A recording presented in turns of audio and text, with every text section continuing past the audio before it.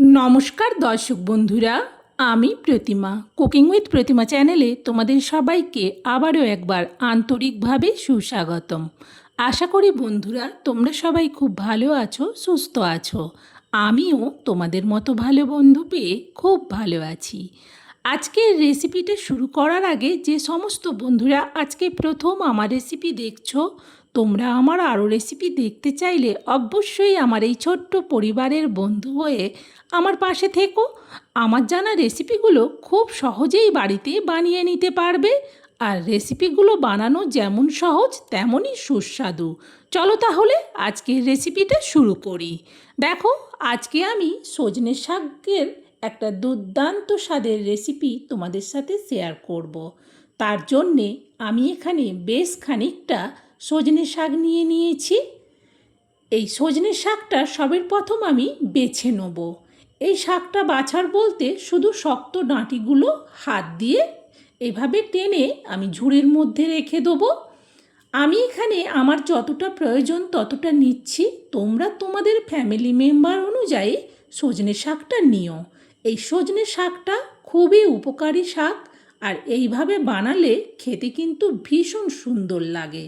তার জন্যে সবের প্রথম শাকের দুই সাইড একটু দেখে নিতে হবে। দেখে নেওয়ার পর শুধু এইভাবে টেনে শক্ত ডালটাই বাদ দিয়ে দেবো। আর দেখো, তোমাদের সাথে কথা বলতে বলতে আমার কিন্তু সব শাকটাই বাছা হয়ে গেছে। এবার এই শাকটাকে ভালো করে ধুয়ে নেব। শাকটাকে ধুয়ে নিয়েই আমি ফিরে আসছি। তোমরা কিন্তু আমার পুরো রেসিপিটা প্রথম থেকে শেষ পর্যন্ত দেখতে থাকো। দেখো, শাকটা আমি ভালো করে ধুয়ে নিয়েছি। শাকটা ধোয়ার পরেও এইভাবে ঝুড়িতে করে রেখেছি, যাতে তলা দিয়ে পুরো জলটা একেবারে ঝরে যায়। এই শাকের সাথে আজকে আমি দেব মুসুরের ডাল। তার জন্যে আমি এখানে 150 গ্রামের একটু বেশি আন্দাজে মুসুরের ডাল নিচ্ছি। এই মুসুরের ডালটাকেও এবার ভালো করে কিন্তু ধুয়ে নেব।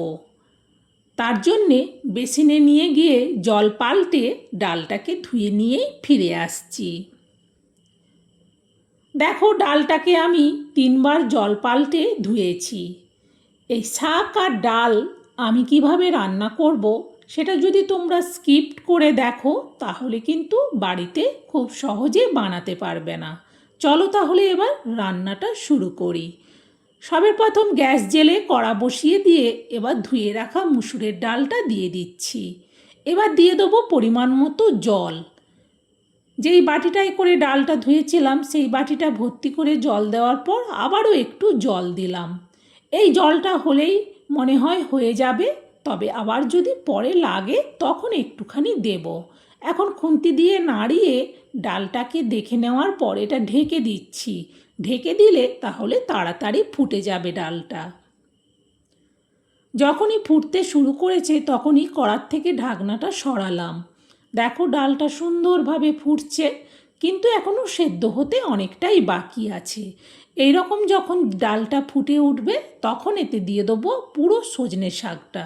প্রথমে হাত দিয়ে তুলে কিছুটা দিলাম, তারপর এবার ঝুড়িটা উল্টে পুরো শাকটা দেওয়ার পর আবারও খুন্তি দিয়ে ভালো করে একটু নাড়িয়ে দেখে নিলাম। এইভাবে দেখে নেওয়ার পর এটাকে আবারও একটু ঢেকে দেবো। ঢেকে দিলে তাহলে এই বাকি শাক আর ডালটা ভালো করে কিন্তু সেদ্ধ হবে। আর যদি এটা না ঢেকে দেই তাহলে অনেকটা সময় লাগবে। সেই জন্যে এটা ঢেকে দেওয়ার পর গ্যাসটা কিন্তু একটু মিডিয়ামে করে দেবো। বেশিক্ষণ না, মিনিট 3 বাদেই আমি কড়ার থেকে ঢাকনাটা সরাচ্ছি। এখন কিন্তু শাক আর ডালটা অনেকটা পরিমাণই সেদ্ধ হয়ে গেছে। এইভাবে যখন সেদ্ধ হয়ে যাবে শাক আর ডালটা, তখন এটা এবার নাবিয়ে নেব। নাবিয়ে কড়াটা জাস্ট একটু জল পাল্টে ধুয়ে নিয়েই কিন্তু চলে আসব।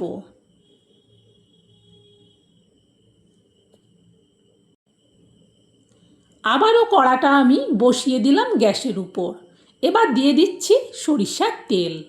খুব বেশি তেল দিলাম না, অল্প তেল দিলাম। দিয়ে দিচ্ছি একটা তেজপাতা, আর দিচ্ছি 2টো শুকনো লঙ্কা, আর দেব অল্প 5 ফোড়ন, আর দেব অল্প গোটা জিরা। এবার এইগুলোকে 1 মিনিট ভেজে নেব। লঙ্কা আর জিরা থেকে সুন্দর সেন্ট বেরোচ্ছে। এখন এতে দিয়ে দেবো পরিমাণ মতো লবণ, আর দেব লবণের পরিমাণে অল্প চিনি। আবারও একটু লবণ চিনিটাকে গরম তেলের সাথে নাড়িয়ে নেব। এবার এতে দিয়ে দেবো পেঁয়াজ কুচি। আমি এখানে একটা গোটা পেঁয়াজের পুরো কুচিটাই দিলাম। এবার ভালো করে পেঁয়াজ কুচিটাকেও ভেজে নেব। খুন্তি দিয়ে এইভাবে পেঁয়াজ কুচিটা নাড়াতে নাড়াতে যেগুলো একটু জুড়ে আছে সেগুলোকে একটু ভেঙে দিতে হবে, তাহলে পেঁয়াজটা ভালো করে ভাজা হবে। পেঁয়াজটা ভাজতে ভাজতে দিয়ে দিচ্ছি এতে পরিমাণ মতো হলুদ, আর দেব পরিমাণ মতো লঙ্কার গুঁড়ো। আবারও খুন্তি দিয়ে হলুদ আর লঙ্কার গুঁড়োটাকে মেশাতে থাকবো, সাথে পেঁয়াজটাকেও আর একটু ভালো করে ভেজে নেব। সুন্দরভাবে পেঁয়াজটা ভাজা হয়ে গেছে। এখন এতে দিয়ে দেবো শাক আর সেদ্ধ করা ডাল। সবটা দেওয়ার পর একটু থালাটা ধুয়ে জল দিচ্ছি। এবার খুন্তি দিয়ে ভালো করে এটাকে নাড়াতে থাকবো। যতক্ষণ না এটা সুন্দরভাবে ফুটে উঠছে ততক্ষণ এইভাবে নাড়াতে থাকবো। এটা কিন্তু আর ঢেকে দেওয়ার দরকার নেই, কারণ শাক আর ডাল ভালো করে সেদ্ধ হয়ে গেছে। দেখো সুন্দরভাবে এটা ফুটে গেছে। আরও একটুক্ষণ এটাকে ফুটিয়ে নেব, তাহলে সুন্দরভাবে ফোড়নের ছোঁকটা এই ডাল আর শাকের সাথে মিশে যাবে। এখন এতে দিয়ে দেবো ভাজা জিরে গুঁড়ো। আমি এখানে চা চামচের মাপে 1/2 চামচ ভাজা জিরে গুঁড়ো দিচ্ছি। এবার জিরে গুঁড়োটাকেও ভালো করে ডাল আর শাকের সাথে মিশিয়ে নেব। জিরে গুঁড়োটা দেওয়ার পর আরও আমি 1 মিনিটের মতো ডালটাকে কিন্তু ফুটিয়ে নিলাম। আর এটা বেশি আমি ঘন করব না। এবার এই ডালটা নাবিয়ে নিচ্ছি। ডালটা নাবিয়ে এইরকম বড় একটা স্টিলের জায়গার মধ্যে পুরো ডালটা নাবিয়ে নিলাম। দেখো ডালটা এইভাবে ঘন করেছি, না খুব বেশি পাতলা না খুব বেশি গাঢ়। তবে তোমরা চাইলে এর থেকে পাতলা করতেও পারো, আবার এর থেকে ঘনও রাখতে পারো। আর এই রেসিপিটা দিয়ে কিন্তু ভাত, রুটি, মুড়ি সবটাই কিন্তু খাওয়া যাবে। আর সত্যিই এটা খুবই টেস্টি হয়।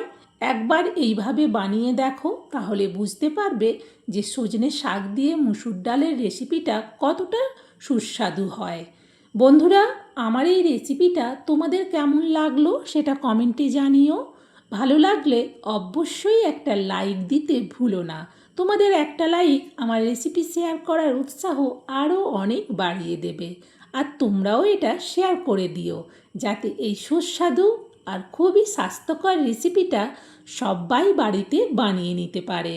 বন্ধুরা, আজকের মতো রেসিপি শেষ। সবাই ভালো থেকো, সুস্থ থেকো। আবার পরের রেসিপিতে দেখা হবে। টাটা।